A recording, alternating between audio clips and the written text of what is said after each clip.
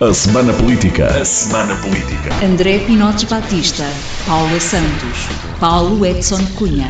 Debatem os principais temas da semana na perspectiva da região. À segunda-feira, a partir das 5 da tarde, com repetição, terça às 3. A Semana Política. A Semana Política. Cá estamos para mais uma edição de A Semana Política, com 3 deputados eleitos pelo Círculo Eleitoral de Setúbal: Paula Santos, eleita pela CDU, André Pinotes Batista, eleito pelo PS, e Paulo Edson Cunha, eleito pelo PSD. É um programa que debate os temas da atualidade política na perspectiva da região, com estes 3 eleitos pelo distrito, segundas-feiras às 5 da tarde e com repetição às terças às 3 da tarde. Para a edição de hoje temos 2 temas em agenda: a localização do aeroporto, que está finalmente decidida para Alcochete, e a linguagem dos deputados na Assembleia da República, depois de uma frase de André Ventura que suscitou a questão de saber se deve ou não haver limites à liberdade de expressão dos deputados. Começo por este primeiro tema e por Paula Santos. Boa tarde, Paula. O Partido Comunista há muitos anos que defendia que a localização deveria ser Alcochete, até na fase em que esteve quase para avançar a construção no Montijo, e agora com esta decisão, o que é que lhe apetece dizer, digamos assim? Muito boa tarde. De facto, se houve força política que ao longo de todos estes anos interveio e lutou pela construção do novo aeroporto de Lisboa no Campo Tiro de Alcochete, foi o PCP, acompanhado pelas populações, especialistas, as autarquias, e permita-me que refira em concreto as autarquias da CDU, tiveram um papel muito importante nesta intervenção. O governo tinha pouca margem para tomar uma decisão diferente. A verdade é que a solução da construção do novo aeroporto de Lisboa no Campo Tiro de Alcochete está bem fundamentada técnica, cientificamente, do porquê da solução do Campo Tiro de Alcochete ser de facto a mais adequada. Há um aspecto que queria aqui ressaltar, que se prende com o seguinte: nas declarações dos membros do governo a propósito deste anúncio, aquilo que sobressai não é o dar prioridade à construção do novo aeroporto no Campo Tiro de Alcochete, mas aumentar a capacidade do aeroporto de Lisboa.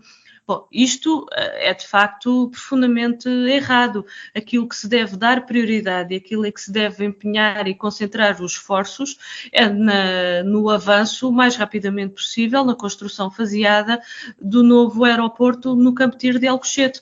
Está mais do que identificado que o aeroporto de Lisboa, aliás, há risco, há preocupações sobre os impactos profundamente negativos que estão mais do que identificados, do ruído na saúde pública, do ambiente, e insistir em manter o aeroporto de Lisboa em atividade e aumentar, aliás, a sua capacidade, só tem um objetivo, que é continuar a beneficiar os interesses da VACI, de quem adquiriu, a multinacional que adquiriu a ANA Aeroportos, que nunca teve qualquer interesse em construir o aeroporto no Campo Tiro de Alcochete. Aliás, tudo fez para que não fosse essa a decisão, e o seu único objetivo é maximizar os seus lucros pela exploração do aeroporto da Portela. E por isso é que nós colocamos em cima da mesa que aquilo que deve ser dado prioridade é de facto o avanço rápido do processo para a construção do novo aeroporto no Campo Tiro de Alcochete, e não do aumento da capacidade do aeroporto da Portela. Esta é uma questão estratégica. Não pode ser uma multinacional a definir e a decidir quais é que são as prioridades e os interesses do nosso país. Tem que ser o nosso país a fazê-lo, e ficámos muito preocupados também com uma outra declaração em que o próprio governo admite negociações e contrapartidas para a VACI. Isto num quadro em que, conhecendo o relatório do Tribunal de Contas a propósito da privatização da ANA Aeroportos, em que se estima que ao longo de toda a concessão concessão, a VINCI possa obter de lucro cerca de 20 mil milhões de euros.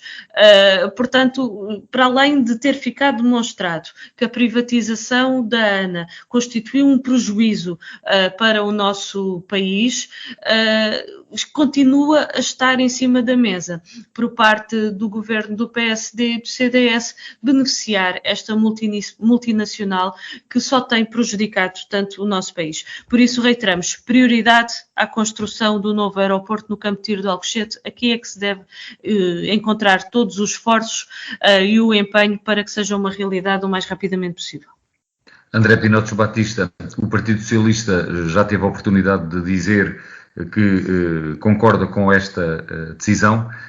Não sei se quer também fazer algum comentário relativamente ao que disse Paula Santos, preocupada com quando é que vai começar a ser feita a construção do aeroporto de Alcochete e se há uma concentração do investimento e da energia no alargamento do aeroporto da Portela, do alargamento da sua capacidade, das obras que já foram também anunciadas pelo Primeiro-Ministro. O que é que tem a dizer sobre essas coisas? Bem, antes de mais, queria felicitar o Governo por esta decisão que assenta num decreto de lei de 3 páginas e que depois tem como anexos todos os estudos que foram feitos pela Comissão Técnica que foi criada pelo Governo de António Costa, pelo gabinete do então Ministro das Infraestruturas, Pedro Nuno Santos, e mais tarde João Galamba e Frederico Francisco, porque, de certa forma, nós temos uma novidade nesta decisão. Esta decisão já houve em 2008 e, portanto, eu olho com alguma prudência para tudo o que tenha a ver com decisões que, de facto, já o foram.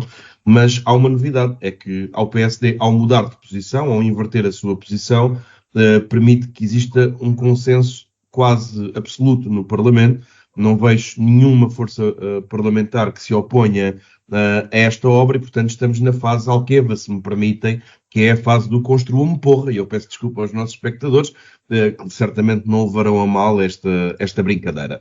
Agora, a questão que nos deixa preocupados tem a ver com o aparente interesse do Governo em aumentar a capacidade da Portela, ao invés de ir em direção à decisão que tomou. Isto é, enquanto Pedro Nuno Santos ficou até muito famoso na altura, e o tempo lhe ia dar razão quando tomou a decisão, que no caso era Montijo mais Alcochete, isso visava abandonar a Portela, uma vez que a lei do ruído não é cumprida, e há um conjunto de pessoas, qualquer estudante da cidade universitária, qualquer morador do bairro de Alvalade e de outras zonas dali, sabem que não existem condições de salubridade para viver descansadamente nestas zonas.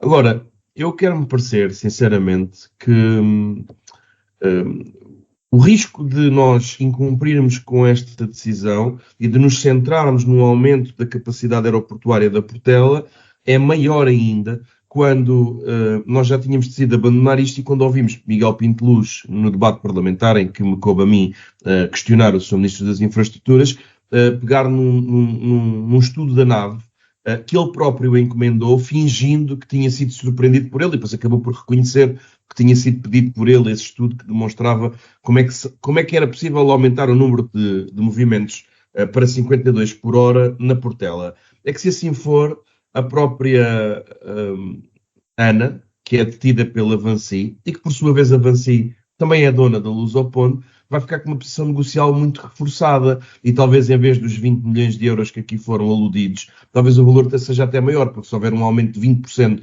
do número de voos, eu temo que se degradem as condições de saúde daquelas pessoas, mas também as condições do governo de negociar, porque nós corremos o risco da ANA ter interesse em manter o status quo das coisas, ou seja, quanto mais tarde ficar a construção do aeroporto e, simultaneamente, havendo um aumento da Portela em Lisboa, as pessoas têm que compreender que esta decisão do Governo parece acelerar coisas, mas na verdade não acelera porque está a aumentar a rentabilidade da operação atual desta empresa. E, portanto, eu acho que há aqui uma coisa, eu peço desculpa por estar a detalhar muito este aspecto, mas às vezes é preciso descodificar a linguagem dos governos e a linguagem dos políticos. Portanto, Francisco, eu termino com isto para que as pessoas percebam, deixa-me só terminar só esta parte para que as pessoas percebam. Foi de facto anunciado a alta velocidade, foi de facto anunciado uma terceira travessia do Tejo, foi de facto anunciado um novo aeroporto, tudo eles já eram decisões também do Partido Socialista, mas aqui não interessa quem é que eram as decisões, a decisão passou a ser de todos, mas criaram-se condições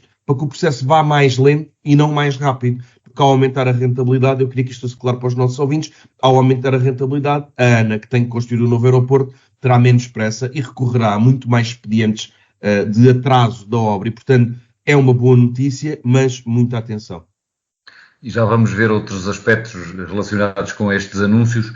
Paulo Cunha, admite que há aqui um fator de preocupação, pelo menos enquanto o Governo não anunciar o calendário para a concretização deste investimento, pelo menos do aeroporto, já nem falo da nova ponte sobre o Tejo e da alta velocidade. Boa tarde a todos. Eu diria que gato escaldado de água fria tem medo e, naturalmente, que pode existir efetivamente esse receio, porque temos um histórico grande de anúncios e anúncios não concretizados. Contudo, temos aqui uma boa notícia. Esse histórico não costuma ser do lado do PSD, quando o PSD está no governo.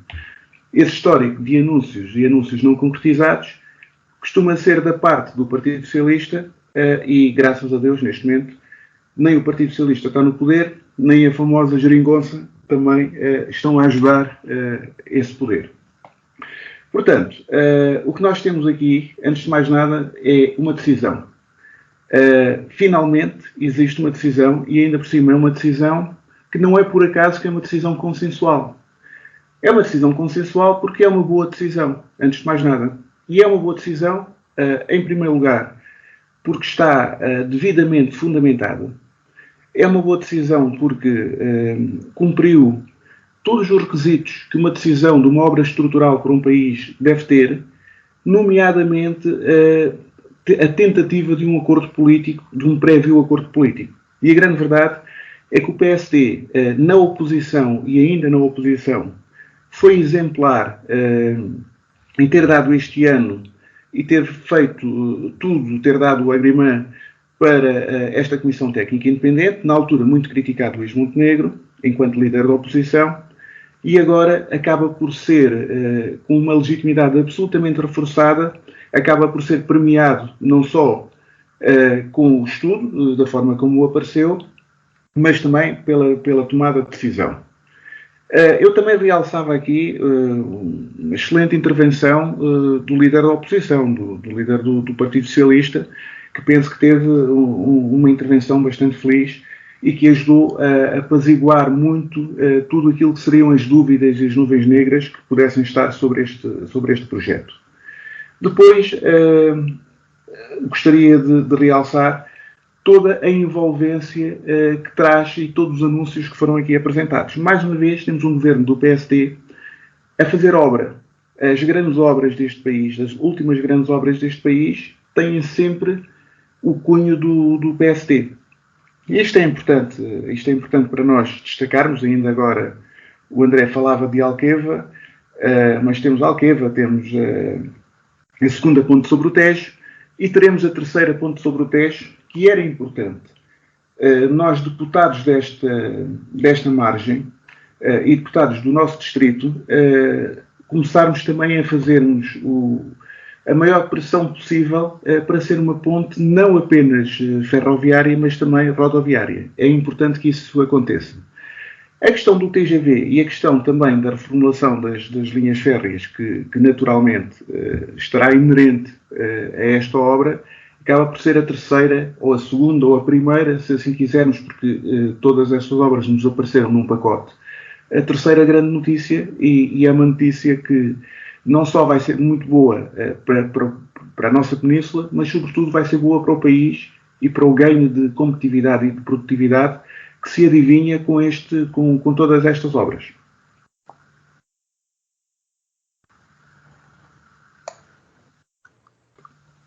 Rito. Paulo Edson Cunha, deixei de ouvi-lo, estava na dúvida se seria só aqui da minha ligação ou se tinha mesmo parado de falar. Eu aproveito agora para introduzir um outro aspecto sobre estas decisões, que é o do modelo que poderá ser admissível para a construção destas infraestruturas. Não falo tanto do aeroporto, uma vez que há a expectativa de que esse financiamento seja suportado pela concessionária, pela ANA, mas no que diz respeito à terceira travessia do Tejo, presumo que o modelo será uma parceria público-privada. Se olharmos para a forma como foi construída a segunda ponte, é isso que concluímos. E o que eu queria perguntar, e começava desta vez por André Pinotes Batista, que limites é que acha que teremos que acautelar no que diz respeito à concepção de uma parceria público-privada para financiar a construção da terceira ponte? Ou seja, é admissível que a terceira ponte seja paga pelas portagens das outras duas e com isto prolongar por mais umas dezenas de anos o pagamento na ponte 25 de Abril, que já está paga há tanto tempo?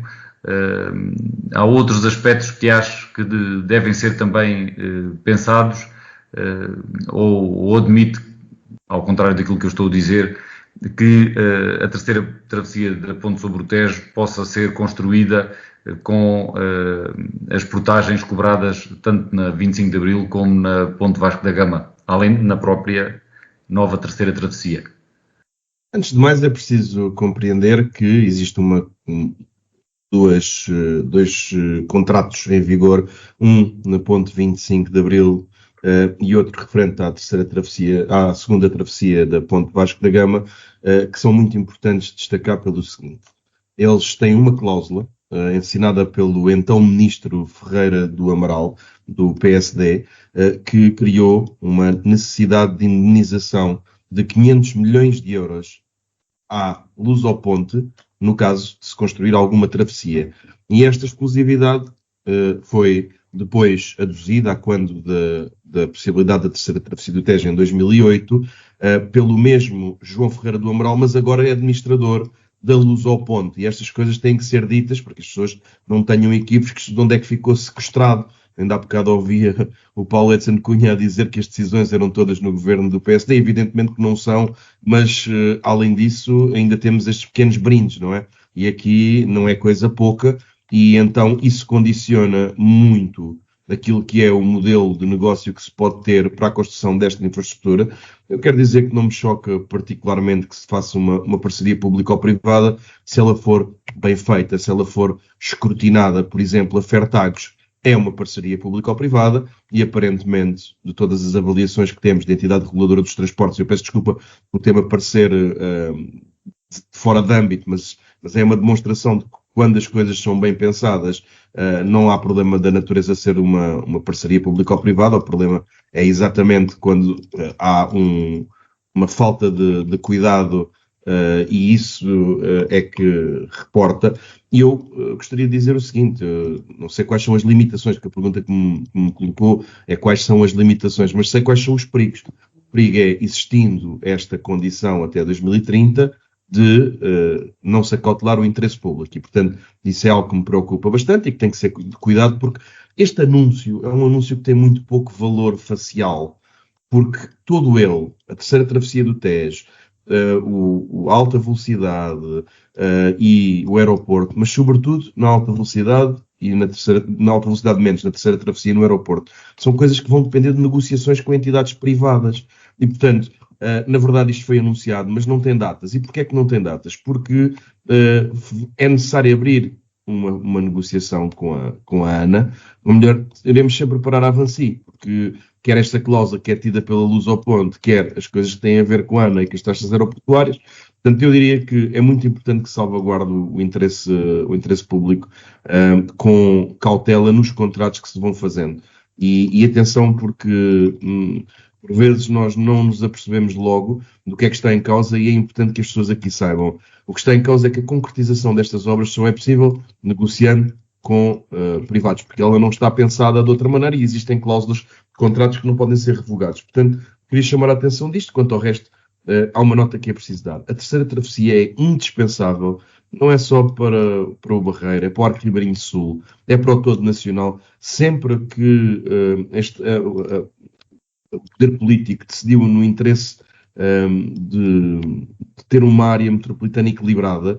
Isso trouxe qualidade de vida às pessoas, trouxe novas oportunidades de emprego. Mesmo ao longo da história, quando Alfredo da Silva se instalou no Barreiro, por uma aposta na ferrovia, isso trouxe um desenvolvimento que não foi só para o local regional, foi para o todo nacional. E, portanto, eu acho mesmo que é algo que nos deve unir e sobre o qual devemos manter o máximo de coesão. E eu diria que não é de menos importância aquilo que está decidido, mas além de não ser de menos importância, é mesmo relevante que tenhamos em conta estes perigos como este que eu acabei de dizer.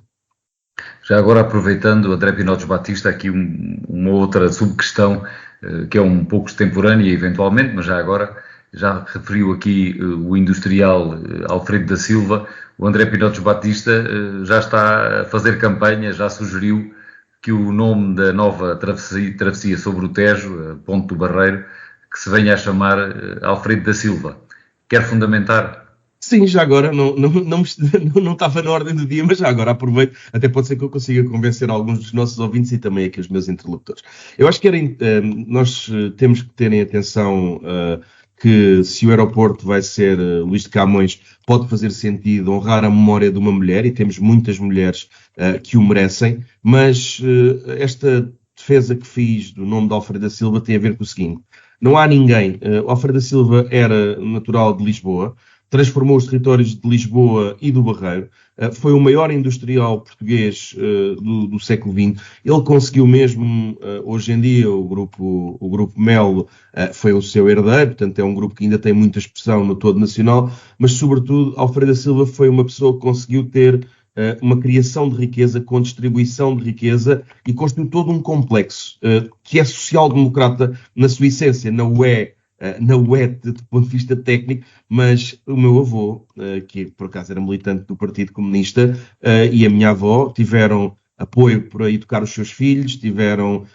uma habitação que lhes foi atribuída, e como eles, milhares de pessoas. E, portanto, aquilo que eu digo é que não houve industrial que tenha tido um impacto tão grande como Alfredo da Silva, e não há ninguém que possa simultaneamente, se vamos unir duas margens, fazia muito sentido que elas fossem unidas, dando como exemplo alguém que soube vir no Rio oportunidade e não bloqueio, que soube ver nas ligações ferroviárias e fluviais oportunidades e não limitações, e portanto eu acho que era justíssimo que assim fosse, e era fazer honra a um dos portugueses que mais riqueza produziu. E como digo, apesar dos tempos serem outros e tudo é discutível no seu tempo, mas Alfredo da Silva teve uma particularidade, é que soube distribuir qualidade de vida pelos seus trabalhadores.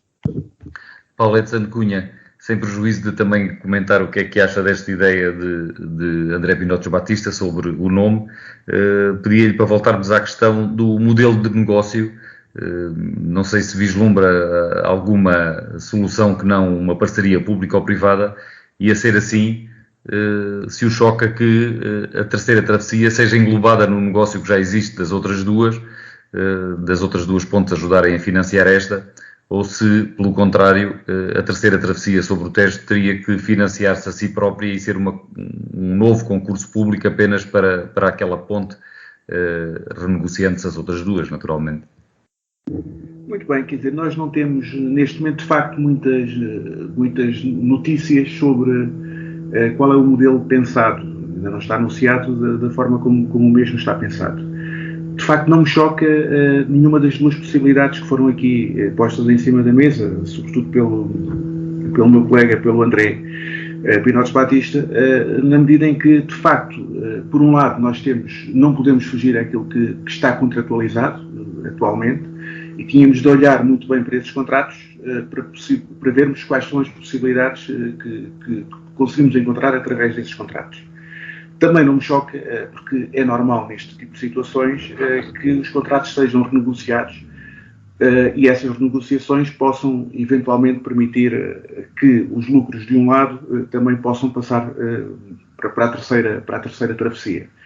Portanto, neste momento, nesse aspecto, estando tudo em aberto, a grande verdade é que o importante é encontrarmos um modelo, e acompanho as palavras do André Pinotes Batista.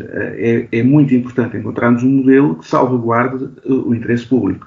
Nós sabemos que nestas coisas, em termos contratuais, as empresas e as pessoas tentam sempre salvaguardar também os seus direitos e a sua parte, e não estamos contra isso de forma nenhuma. No entanto, o interesse público e o futuro daquilo que serão os encargos para todos nós, porque o interesse público, no fundo, é pago por todos nós, deverá ser devidamente acautelado. E isso é o mais importante. Devemos ver também, dentro daquilo que o PRR conseguir ainda salvaguardar, quer naquilo que tem a ver com a ferrovia, que penso que é uma das preocupações do Governo, quer em todo o resto das obras, que não sei se ainda iremos a tempo ou não, mas tudo aquilo que o PRR conseguir acautelar em termos de investimento público e de financiamento que possamos ir encontrar por parte desse tipo de financiamento, seria extremamente pertinente.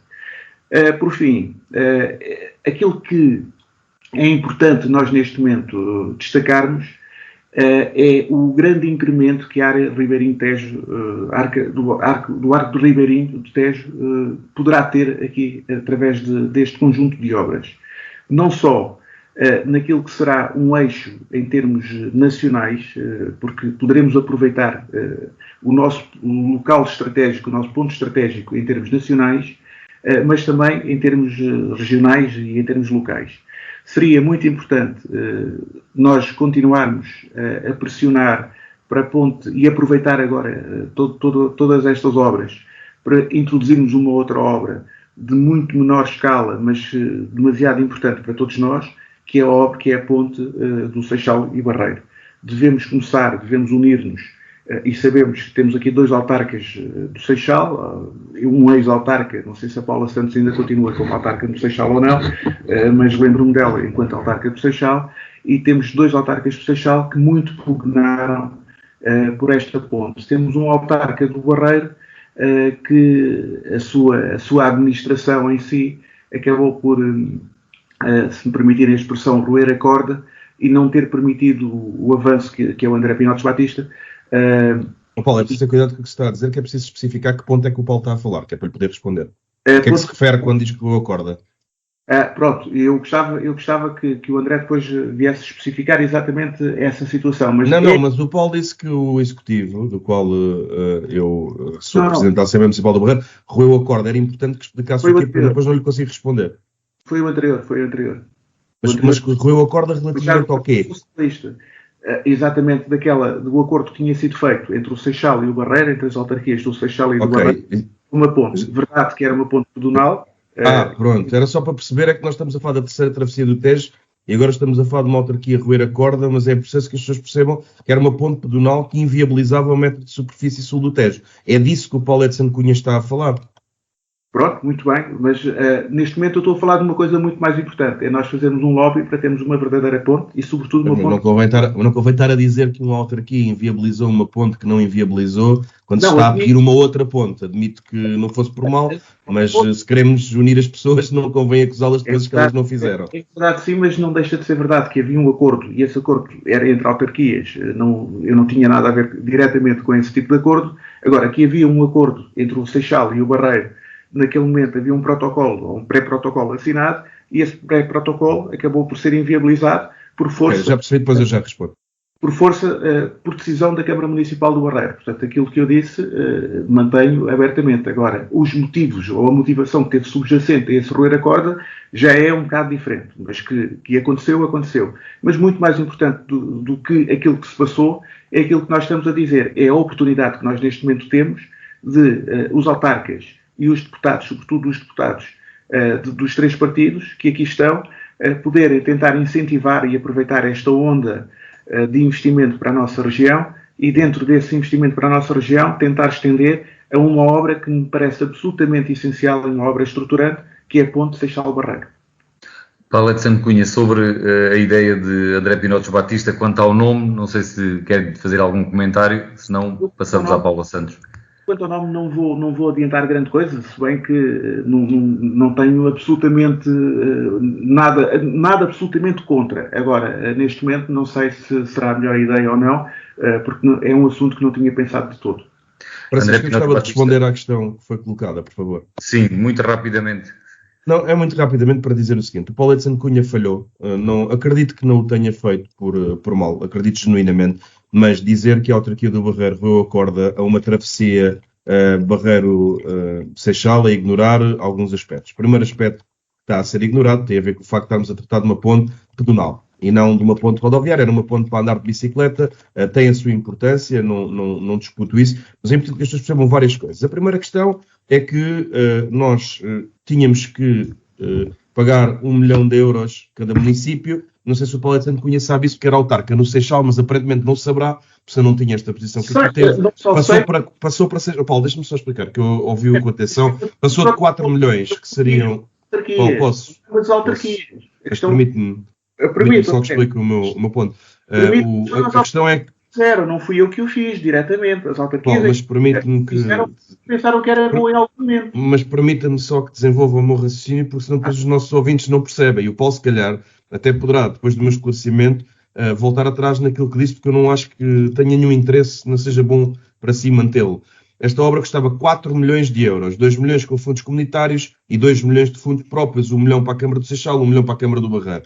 Por um erro de projeto, o vão teve que ser alterado e a obra deixou de ser 4 milhões e passou a ser 6 milhões para uma ponte pedonal. E, de facto, a Câmara Municipal do Barreiro, fazendo a avaliação, descobriu que este projeto tinha sido desenhado e os desenhos eram incompatíveis com a expansão do metro de superfície do Seixal até Alcochete. E, portanto, a inviabilização deste processo não podia ser algo que nós permitíssemos. E está aqui a razão. Ninguém roeu corda nenhuma, defendeu-se o interesse público, até porque eram mais 1 milhão para a Câmara do Barreiro, 1 milhão para a Câmara do Seixal, e aquilo que nós precisamos mesmo é de uma ligação rodoviária. Aliás, aquilo que nós precisamos mesmo é de ter uma crise, uma circular regional interna do Sul, que ligue Almada a Alcochete e que dê qualidade de vida a estas populações, fechando o anel rodoviário da área metropolitana de Lisboa e tendo uma coroa do lado de cá. Esta é que é a medida que é amiga do ambiente, é a medida que é amiga das pessoas e é a medida que inclusivamente integra certos serviços públicos, como hospitais,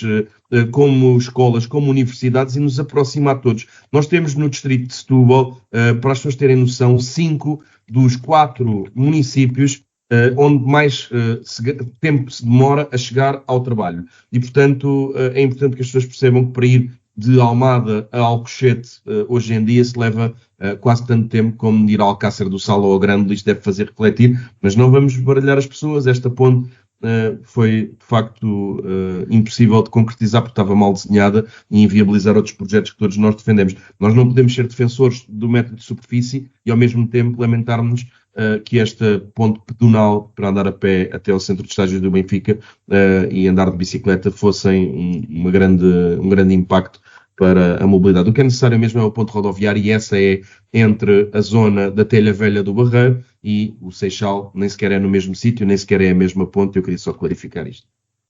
Sim, acho que está clarificado.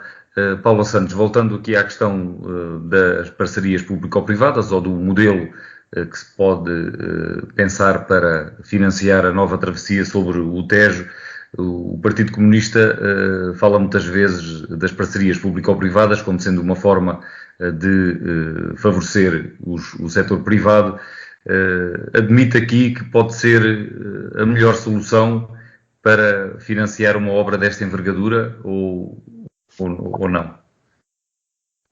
Bom, é verdade que as parcerias público-privadas são um servidor de recursos públicos, de recursos financeiros do Estado. Essa é a realidade. Neste Orçamento do Estado são mais de 1.000 milhões de euros só nas parcerias público-privadas rodoviárias num só ano.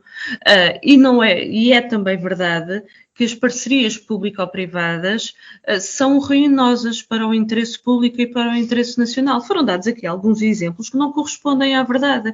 Mesmo o exemplo da Fertagos não constitui nenhum exemplo. Aliás, o governo de maioria absoluta do PS foi à pressa prolongar a concessão sem salvaguardar um conjunto de aspectos de grande importância, porque está colocado em cima da mesa a necessidade de extensão da linha ferroviária até às praias Baias do Sado e em Lisboa até Lisboa Oriente. Há necessidade de mais comboios para que haja mais horários. Os comboios circulam completamente sobrelotados e não é preciso circular em hora de ponta. São tudo problemas que estão identificados e que não estão resolvidos, aliás, e que foi dada permissão para não serem resolvidos. Esta é que é a realidade relativamente a esta parceria público-privada.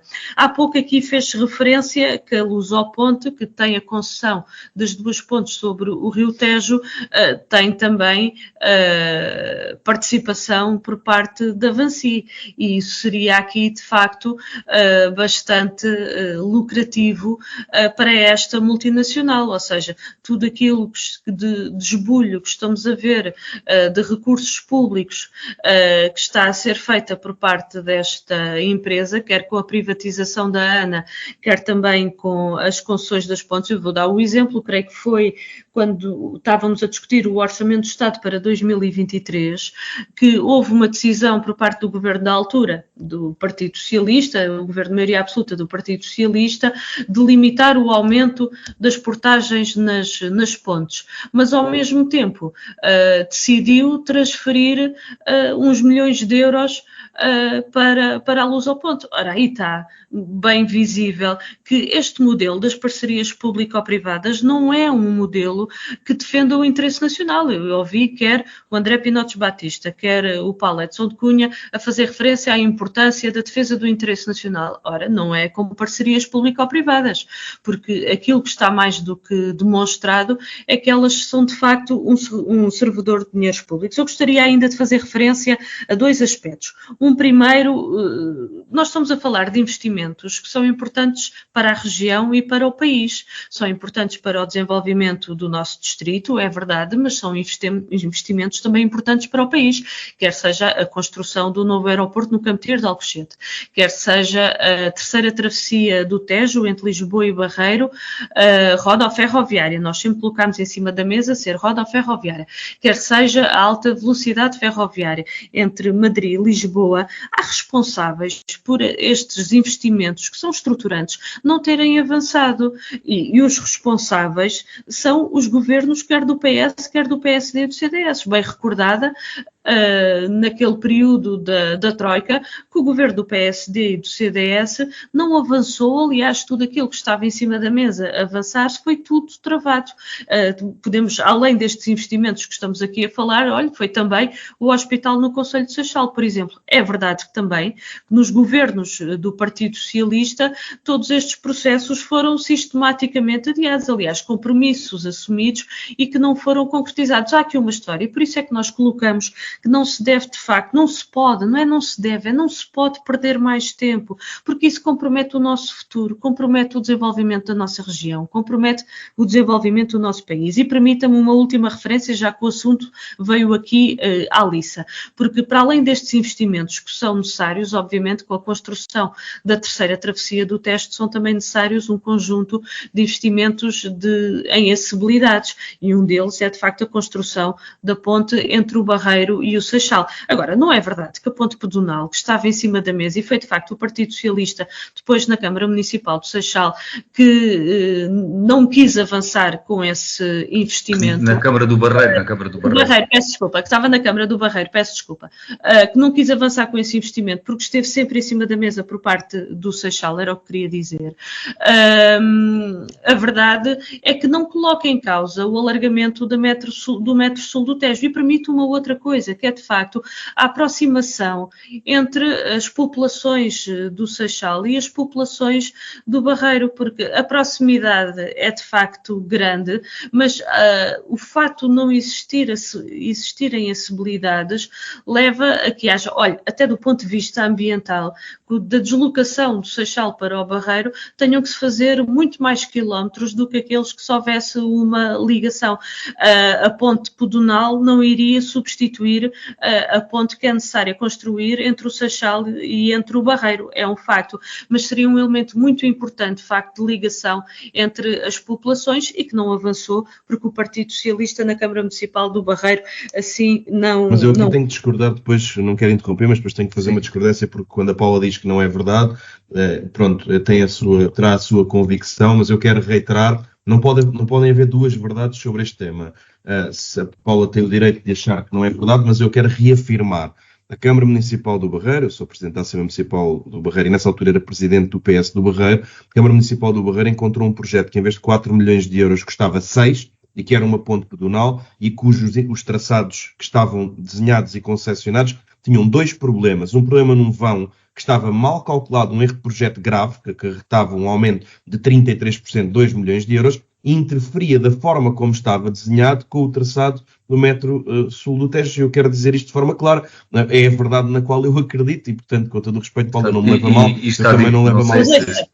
Mas há aqui um aspecto, se há partido que tem colocado em cima da mesa a necessidade do alargamento do metro sul do Tejo, é o PCP, e obviamente que não iria colocar em cima da mesa... Não, podia ser alterado, Paula, podemos dizer uma coisa que é, essa questão eu creio que Paula, fica... Mas eu posso dizer uma coisa que fica, acho que podemos concordar, que é... em cima da mesa para o alargamento do metro sul do Tejo. Bem, e nós podíamos mudar o traçado que estava e compatibilizar as duas coisas, mas não é, aquilo que estava é verdade, aquilo que eu disse. Podia ser compatibilizado, isso é evidente do que a Paula está a dizer, que é, podíamos mudar, mas aquilo que estava apresentado tinha este problema. De qualquer maneira, a Câmara Municipal do Barreiro entendeu não gastar 2 milhões de euros do seu dinheiro numa ponte pedonal, porque tinha outras prioridades, porque isto supostamente custava 4 e estava em 6 milhões. É só para ser claro que isto baralha as pessoas. Estamos a discutir a terceira travessia do Tejo e há uma travessia para o Seixal que é essencial, que é a travessia rodoviária para o Seixal. É uma travessia essencial que o Partido Comunista já questionou, e o PEV já questionou, e o Partido Socialista já questionou os governos, e elas estão em registro parlamentar, essas perguntas. Eu tenho ideia que o PSD não questionou, e se o questionou, peço desculpa ao Paulo Edson Cunha, porque é um lapso. Acho que devemos nos unir para conseguir esta travessia rodoviária. Acho que é mesmo indispensável. André Pinotes Batista. Quando levámos a proposta ao Orçamento de Estado, o Partido Socialista votou sempre contra. Bem sei, Paula, bem sei. A política tem muito que se lhe diga, porque fez bem aqui sei, várias Paula, referências, anúncios Paula, não faltam, compromissos não faltam, mas a verdade é que não foi concretizado. Bem sei, Paula, porque eu fui um dos... Não, mas é que nestas coisas o Partido Socialista não funciona como o Partido Comunista, para o bem ou para o mal, nos aspectos para o bem, noutros aspectos para o mal, e eu, dentro do Partido Socialista, fui dos que cobrou ao então titular desta pasta o facto de ter sido feito um anúncio que depois não teve consequências ainda. Portanto, nós temos essa coisa no Partido Socialista, divergimos uns dos outros e temos o tempo, de vez em quando... André, peço desculpa, o tempo está a avançar rapidamente. Ainda tínhamos aqui um outro tema, a questão da liberdade de expressão na Assembleia da República. Paula Santos, mas pedi-lhe ainda aqui mais um minuto sobre este tema. Não vende com bons olhos uma PPP para financiar a nova travessia sobre o Tejo. Como é que acha que isso pode ser feito? É quase um outro aspecto que daria mais uma ronda, mas pelo menos no que diz respeito à Paula Santos, uma vez que não ficou muito clara de que maneira é que acha que um investimento deste pode ser feito. Estamos a falar de um investimento um investimento público, que não podemos ficar reféns de interesses privados, como se tem verificado num conjunto. Então acha que deve ser o Estado português com capitais próprios e com aquilo que conseguiu da União Europeia? Há um conjunto de fontes de financiamento às quais que se podem recorrer, nomeadamente de fundos comunitários. Agora, a verdade é que as parcerias público-privadas são um modelo ruinoso. Aquilo que significa é que são milhares de euros, milhões, não são milhares, são milhões de euros anualmente que saem do Orçamento do Estado para quem detém essas parcerias público-privadas. E isso, de facto, não é modelo, isso sai caríssimo ao Estado. Obrigado, Paulo. Peço desculpa por estar a apressá-la. Essas verbas para, de facto, investir naquilo que é necessário. Peço desculpa por estar a apressá-la. Vamos então para o último tema. Já temos aqui menos de 10 minutos. Começava agora por Paulo Edson Cunha. Houve críticas ao Presidente da Assembleia da República, Aguiar Branco, por não censurar o Chega, neste caso o líder do Chega, André Ventura, quando se referiu de forma considerada por muitos menos própria ao povo turco. Acha que o Presidente da Assembleia da República está a fazer o que deve neste caso, que não pode interferir na liberdade de expressão dos deputados, que pode ser regulada apenas criminalmente, uma vez que a liberdade de expressão tem os limites que são conhecidos, de não poderem ofender o bom nome, a honorabilidade das pessoas, nem difamar ou injuriar. Até onde é que devem ir os limites à liberdade de expressão na Assembleia da República? Por outro lado, eu também recordo, e é uma coisa que não tenho ouvido falar muito, que os deputados gozam de imunidade precisamente para que possam falar sem qualquer restrição à sua liberdade e sem receios, e com isso favorecer-se a procura da verdade e o escrutínio. Como é que olha para este caso, Paulo Edson Cunha? Francisco, Rito, eu confesso que é das situações que tenho pensado mais nos últimos dias, porque tem sido de facto um tema recorrente, não devia ser dos temas mais importantes que nos deviam preocupar, mas não deixa de ser, do ponto de vista académico até, uma discussão interessante. E tenho tido algum tipo de decisões ou pensamentos contraditórios. Antes de mais nada, confesso que eu penso que tem cerca de 1 minuto, não pode ter muito mais, senão já depois algum dos membros não fala, ou então vamos ficar fora do horário do programa. Sim. Penso que não esteve bem da forma como disse. Embora não seja tão radical, não seja para esta onda de contestação que não faz sentido nenhum, mas a verdade é que aparentemente não creio que tenha estado bem, até porque o próprio Presidente da Assembleia da República muitas vezes tem feito um conjunto de reparos aos deputados, até muitas vezes por expressões com muito menos relevância, e acaba por ser ali um bocadinho o tal mestre de escola que agora se diz que não deve ser. Agora, todo este, permita uma expressão muito mais corriqueira, mas todo este banzé que a esquerda está a fazer também não faz sentido absolutamente nenhum. Mas a grande verdade é que eu penso que foi longe demais. A pergunta da líder parlamentar do PS pareceu-me bastante pertinente, e a resposta que eu esperava do Presidente da Assembleia da República, isto é uma posição muito pessoal, não seria aquela. Até porque, se nós estivéssemos a falar na resposta à pergunta que foi feita, sobretudo pela líder do Partido Socialista, nós estaríamos a entrar dentro daquilo que é o crime de discriminação e incitação ao ódio, que está no artigo 240, número 2, a linha B do Código Penal. Como temos pouco tempo, não me vou alongar muito mais. E eu agradeço-lhe essa capacidade de síntese.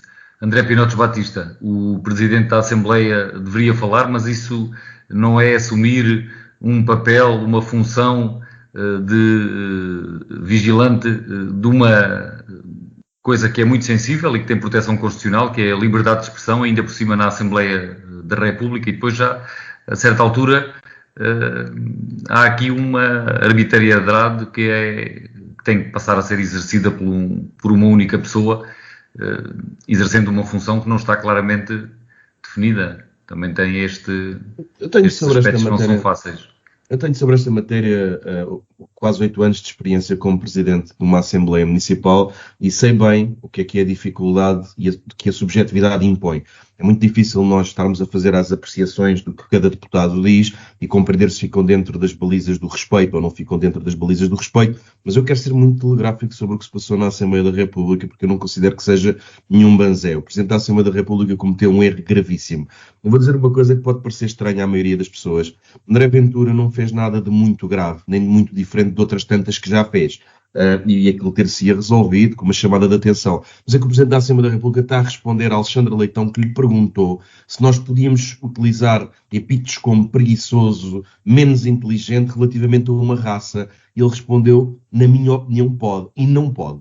E aqui há uma divergência que eu acho que o Sr. Presidente da Assembleia da República não percebeu, é que aquilo que André Ventura fez tem uma gravidade moderada. Ele está a falar de turcos, porque sabe que em Portugal não há turcos, e que tinha em Madrid este sábado uma convenção com Le Pen, com Milei, e portanto aquilo que ele quis fazer foi falar de uma raça, de uma etnia que é atacada na Alemanha. André Ventura quis apenas brilhar aos olhos da AfD, a extrema-direita alemã, um movimento perigosíssimo que já ganhou algumas eleições regionais.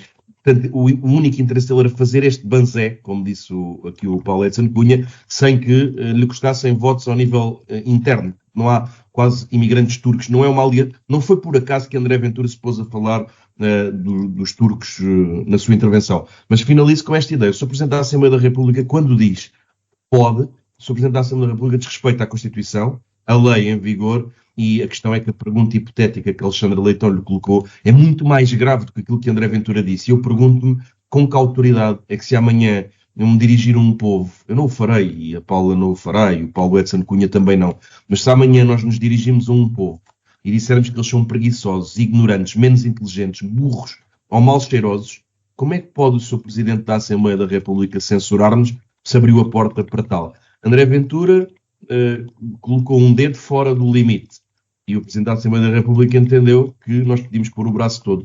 Isto numa linguagem popular, eu peço desculpa, mas acho que é a melhor maneira das pessoas... E a imagem foi muito ilustrativa.